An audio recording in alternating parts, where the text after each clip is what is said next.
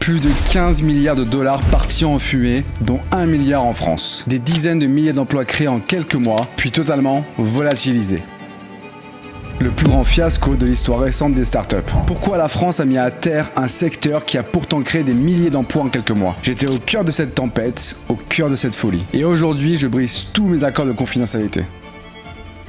Imaginez Game of Thrones version startup et à l'échelle mondiale. Des rachats en cascade comme des poupées russes sous acide. Des milliards cramés juste pour disparaître. Bienvenue dans cette mini-série de 2 épisodes où je vais tout déballer pour la première fois. We raised 1 billion.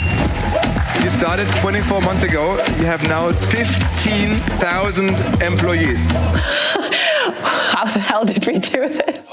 Mais alors pourquoi tout déballer maintenant? Parce que cette histoire doit servir à ne plus refaire les mêmes folies, parce que cette histoire est juste trop dingue pour rester cachée. Les magouilles internationales, les égos démesurés, les secrets que même mes équipes ignoraient, les dessous d'un système qui est devenu addict à sa propre folie. We ask all our colleagues to stand in solidarity with us, to join the blockade of the door. Alors installe-toi, coupe tout, prépare une petite tisane. Ce que tu vas entendre risque de te faire halluciner sur le monde des startups et du business. Active la petite cloche car le dernier épisode, c'est le bouquet final. Et si cet épisode n'atteint pas 500 likes, le dernier restera scellé à tout jamais. Chantage affectif? Complètement. Mais ces révélations pourraient me coûter cher, donc le petit pouce, c'est le prix à payer.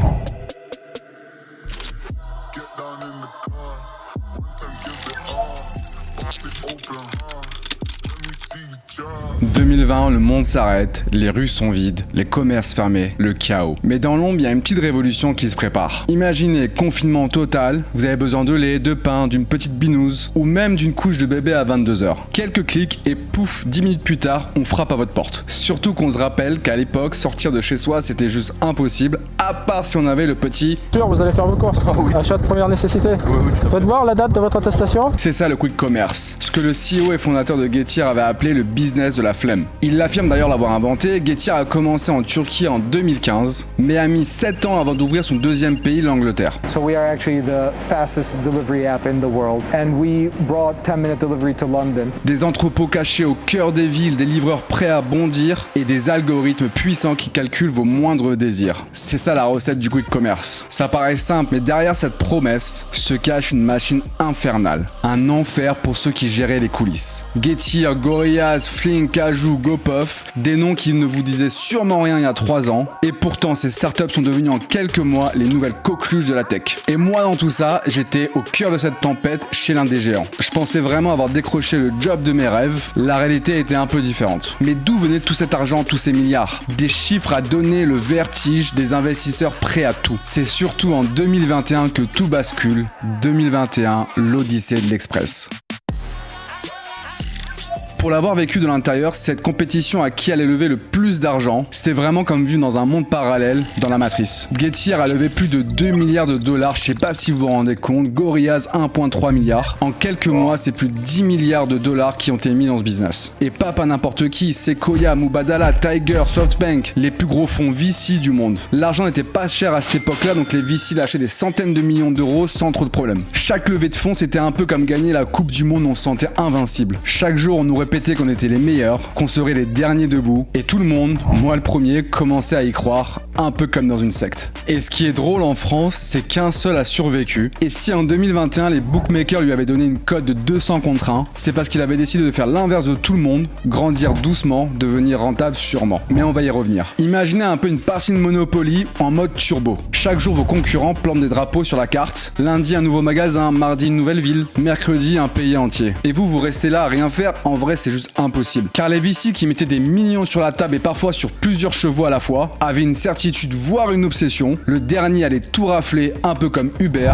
ou comme Amazon. Alors on fait quoi? Bah on fonce, plus de magasins, plus de villes, plus de pays, plus de chiffres d'affaires. La rentabilité, même pas de discussion là-dessus. Nos objectifs étaient clairs, avoir le plus de clients, le plus de chiffres d'affaires. Enfin pour le moment. Et pour ça on avait en gros 2 leviers. Ouvrir le plus de stores et de pays possible, mais surtout bombarder les nouveaux clients des nouvelles zones monde avec plein de campagnes marketing qui frôlaient l'absurde. En France, avec Getir, on avait ouvert quelques mois en retard par rapport à Gorillaz. Du coup, fallait pousser fort, très fort. Les premiers 5 stores ouverts en juin 2021, 8 stores en septembre, près de 50 en décembre. 2 payés en janvier en 2021, 7 à la fin de l'année et 9 début 2022. Pour arriver à 32 000 employés dans le monde. 32 000. Avant que tout s'inverse complètement. Et pour les campagnes marketing et les promos, c'était juste du délire. 20 à 30 euros de courses quasi gratuites. Les nouveaux clients affluaient par milliers, mais à quel prix? Chaque commande, en gros, nous coûtait une vingtaine d'euros. Sans compter les frais du siège. Faites le calcul. 1000 commandes par jour, c'est 20 000 euros perdus. Par mois, c'est 600 000 euros. Sauf que là, c'est juste un petit chiffre. En réalité, on brûlait des millions par mois. Pas 7 chiffres,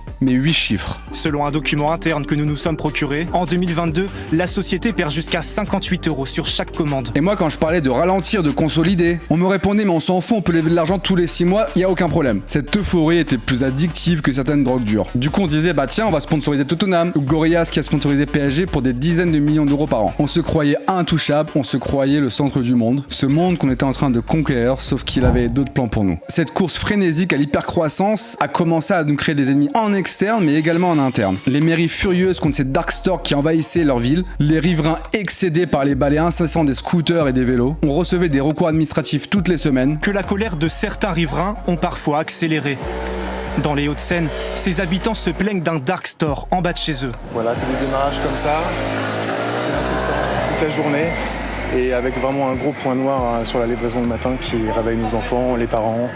Et ce 7 jours sur 7 et 365 jours par an. Ils ont même réussi à faire changer la loi où maintenant on n'était plus considérés comme des commerces mais des entrepôts. La justice vient de trancher. À partir du 1er juillet, ces dark stores seront considérés comme des entrepôts. Et à ce titre, certains devront déménager des centres-villes. Bref, je vous ai parlé des détails légaux, tout le monde était contre nous. On organisait des visites avec des politiques, des députés pour un peu calmer tout ça. On modifiait nos magasins, nos juristes travaillaient d'arrache-pied pour trouver des solutions. Et mes équipes opérations qui étaient sur le terrain devaient changer chaque jour les règles et la façon de travailler. On devenait personne non grata dans les villes. Même les promoteurs immobiliers qui s'étaient gavés sur nous arrêtaient de nous proposer des locaux commerciaux dans les villes. Bref, vous sentez la fumée explosive arriver. Et même en interne, l'ambiance changeait. Les premiers départs, les premiers rancœurs. J'avais la plus grosse équipe, presque 2000 personnes, et commençait à voir partir ceux qui avaient tout donné pour cette aventure. Bah honnêtement, c'était l'une des expériences les plus difficiles de ma carrière. On demandait toujours plus avec moins de moyens. La machine commençait complètement à se gripper. Je vous épargne beaucoup de détails car sinon la vidéo ferait 48 heures. Mais après une année 2021 où tout semblait clair et lisible,